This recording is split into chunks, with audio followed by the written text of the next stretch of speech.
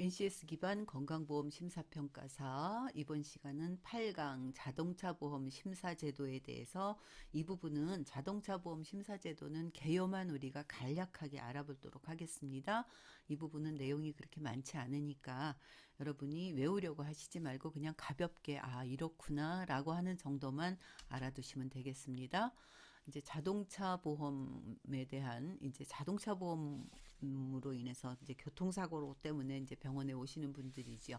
이런 경우에는 자동차 손해배상 보장법이라고 하는 것에 따라서 업무를 위탁하게끔 되어 있어요. 그래서 이제 이거는 보험회사가 의료기관이 청구하는 자동차 보험 진료 수가가 별도로 있습니다. 일반 환자하고 달리.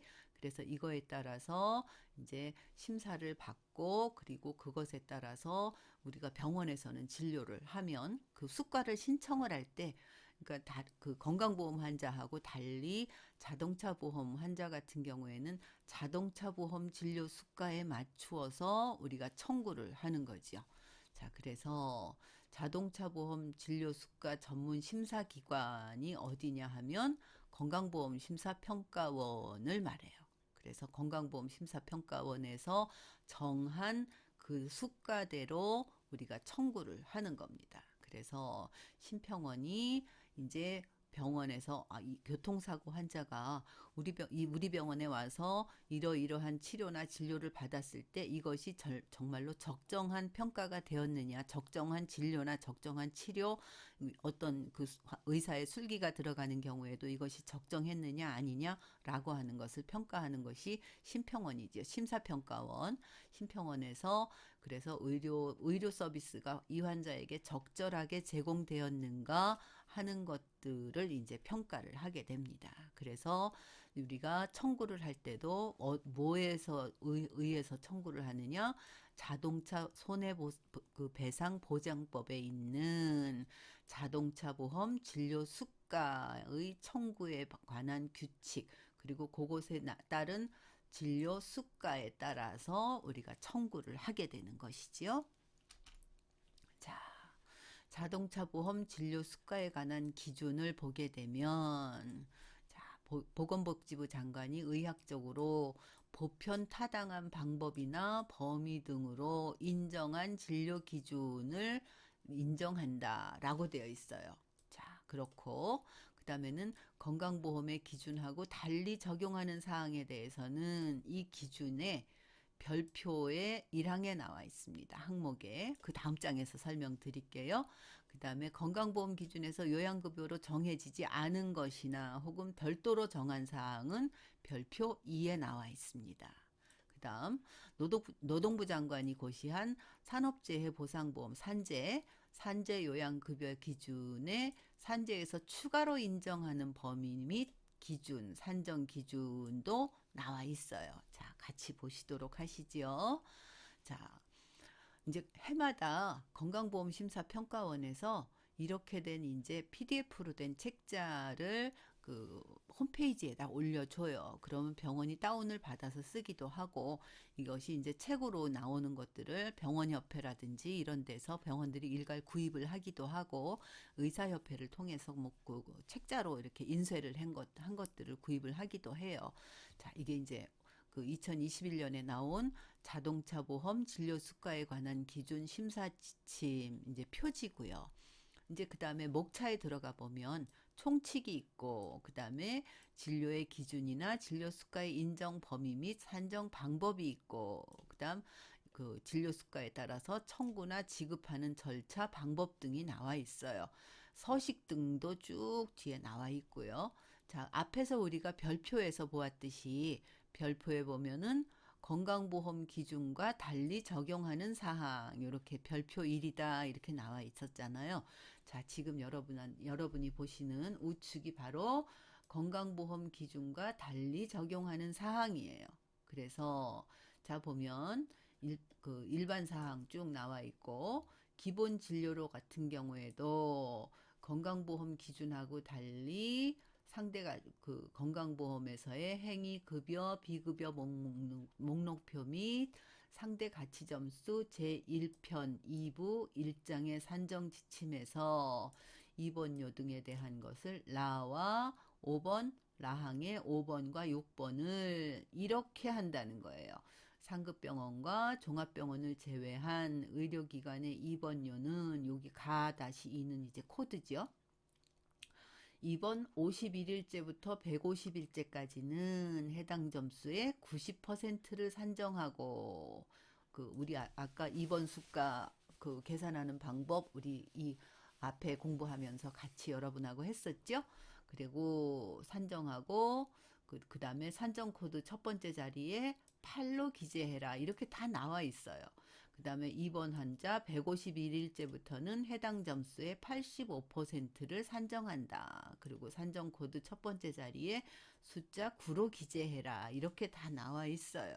그렇기 때문에 여러분이 그렇게 이거 건강보험 청구 어려운 거 아니야? 라고 막연하게 생각하시지 말고 해마다 정부에서 이렇게 그때그때 변하는 지침을 자료로 제공을 하기 때문에 이런 것들을 여러분이 책자로 보는 방법이 있고 거의 많은 병원에서는 소프트웨어를 업데이트를 해요.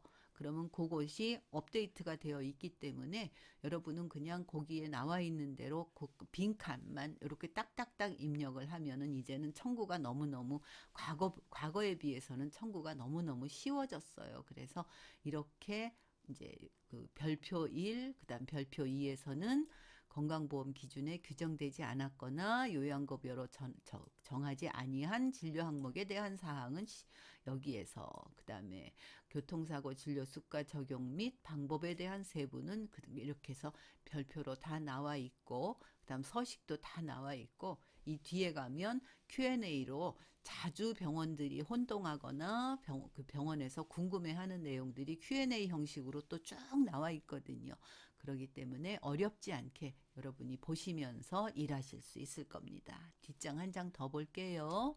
자, 보면 이제 본문을 보면 이렇게 되어 있어요. 지금 여기 있는 거는 이제 7절에 치료 보조기구. 자, 이 경우에는 치료 보조기구는 해당 유형별 지급 대상이 해당하는 경우에 상한 금액의 범위에서 한 번만 지급하는데 자가 도뇨기구는 월 한 개를 지급하는 것으로 한다. 이렇게 이제 다 나와 있어요. 예를 들어서 의료용 산소 치료기 같은 경우에는 산소 절약기가 부착된 경우에는 73만 9천 원까지 인정되고 산소 절약기가 미부착된 경우에는 37만 1천 원까지 인정되고 여기 자가 도뇨기구 같은 경우에는 배뇨 장애가 있고 잔류량이 1000cc 이상인 경우에는 한 14,000원이 이상 인정이 되고 이렇게 하나하나 다 이렇게 책자에 꼼꼼하게 나와 있어요. 자, 하나 더 볼게요. 검사료 같은 경우에도 보면 검사료에는 검사에 필요한 약재, 그다음에 이걸 판독을 해야 되잖아요. 그런 거, 그다음에 재료대 이런 것으로 간주하고 그다음에 행위 진료로 가산 특례는 적용하지 않는다. 이렇게 나와 있죠. 자, 그러면 검사료는 산정 횟수가 제한되어 있음에도 불구하고 의사가 따로 별도로 이게 필요하다라고 하는 이제 소견이 별도로 있는 경우에는 추가로 인정을 할 수 있다예요. 인정된다가 아니라. 그래서 자체 청구를 할 때 할 수 있다, 인정될 수 있다 이런 부분들이 이제 자체 심사에서 잘 걸러져야 되는 거죠. 이런 정도는 통례로 보면 인정을 해주더라. 이 경우에는 조금 과하다고 해서 삭감이 될 것이다. 이런 것들이 이제 청구 담당자가 경력을 가지고 그분들이 이제 꼼꼼히 해야 되는 업무지요. 여기에 보면 검사 언어 전반에 대한 그런 진단 검사 같은 경우에는 얼마를 인정해줘요? 4190원을 인정해주고 발음 검사는 28,000원. 그 다음에 10m 동안 환자가 이제 중추신경계에 손상이 오거나 이러는 경우에 걷는지를 보잖아요. 이런 것들 평가하는 것도 9,850원을 인정해 준다. 이런 식으로. 근데 이것을 그럼 10m 동안 걷는 속도를 날마다 평가한다고 해서 날마다 인정을 해주느냐? 그렇지 않다. 산정 기준에 보면 월 1회 이상 신청을 해도 이런 거 한 번만 준다. 그러니까 우리 병원에서 10m 동안 환자가 이렇게 어느 정도 회복이 됐는지 걷는 거 평가를 했는데 이 경우에 우리가 20번 했으니까 20번 신청한다고 하면 어떻게 되겠어요? 19번은 그냥 삭감이 되는 거지요. 그래서 심사 청구를 할 때 이 환자가 이거 청구한 것이 우리가 제대로 받을 수 있는 것이냐 없는 것이냐 하는 것들을 여러분이 잘 평가를 해야 된다는 거죠. 산정 기준에 이런 것들이 다 나와 있으니까 다 청구를 이제 해놓고 나서 청구를 심평원으로 보내기 전에 이제 자체 심사를 한다는 게 바로 이거예요. 산정 기준에 맞느냐 맞지 않느냐를 우리가 자체적으로 한 번 더 평가를 하는 거지요. 왜냐하면 자꾸 삭감되는 것보다는 삭감률이 낮은 것이 좋기 때문이지요. 자, 그 다음 보겠습니다. 자, 그래서 자동차 보험 진료비 심사 관련한 기관은 어디라고 그랬어요? 그 건강보험 심사평가원이다라고 했죠. 그래서 국토교통부에서 나오는 고시 뭐 이런 것들로 우리가 이제 심사평가원이 이제 그 위탁을 받아서 이제 운영을 하게 된다. 이렇게 알고 계시면 되겠어요. 자, 이제 맨 마지막 장입니다.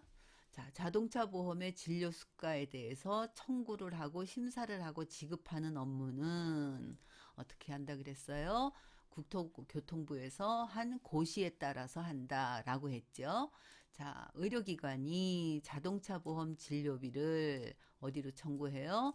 병원에서는 어디로 청구한다고요? 심평원으로 청구를 하죠. 그죠? 청구를 하면 심평원에서는 이 심사평가를 한 결과를 병원에도 알려주고 보험회사에도 알려줘요. 그럼 병원은 어디서 받아요? 보험회사로부터 병원이 진료비나 치료비, 입원비 이런 것들을 지급을 받는 거죠. 그래서 다른 환자들하고 다른 것이 어떤 거예요? 뭐 산재 같은 경우에는 그쵸? 산재에서 주는 거고 그다음에 교통사고 같은 경우에는 교통사고 환자 그 회사라든지 혹은 공제조합이라든지 이런 데서 이 환자의 그 치료비, 진료비 이런 것들을 우리가 받게 되는 거고 그때 여러분이 어려워하지 않아도 되는 것이 전부 우리가 자체 심사를 할 때 이게 이제 그 항목별로 이렇게 하면 된다 혹은 이것은 몇 번까지만 인정해 준다 어떤 경우에만 인정해 준다라고 하는 것이 세세하게 책자로 나와 있기 때문에 너무 그렇게 긴장하거나 어렵게 생각하지 않아도 되겠습니다. 자, 이번 시간은 이것으로 마무리하도록 하겠습니다. 내용이 그렇게 길지 않아서 여러분이 어렵지 않았을 것이라고 생각합니다.